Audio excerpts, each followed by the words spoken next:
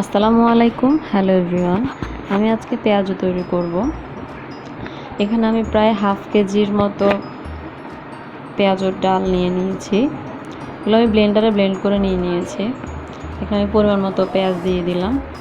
আমার কাছে বাটিটা খুব বেশি ছোট মনে হচ্ছে, এজন্য আমি অন্য আরেকটা বাটিতে ডালগুলো শিফট করে নিলাম। এখন আমি পরিমাণ মতো পেঁয়াজ কুচি, কাঁচামরিচ কুচি, পরিমাণ মতো লবণ,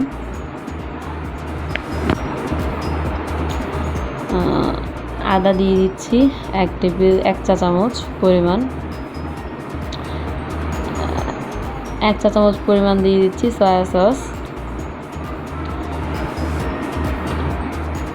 আর দিয়ে দিচ্ছি প্রায় 1 চা চামচ পরিমাণ মাংসের মশলা।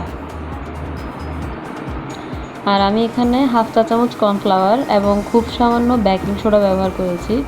আনফর্চুনেটলি আমার কিছু ক্লিপ এখান থেকে কাট হয়ে গেছে, তো আমি পেঁয়াজগুলো তেল গরম করে পেঁয়াজগুলো ভালোভাবে তেলে ভেজে নেব। মূলত পেঁয়াজু ক্রিস্পি হয় বেকিং সোডা ব্যবহারের কারণে। খুব সামান্য বেকিং সোডা ব্যবহার করবেন, তাহলে ইনশাআল্লাহ ভালো একটা রেজাল্ট পাবেন। আলহামদুলিল্লাহ আমার পেঁয়াজগুলো খুবই ক্রিস্পি হয়েছে। সবাই আমার জন্য দোয়া করবেন। ভালো থাকবেন। আল্লাহ হাফেজ।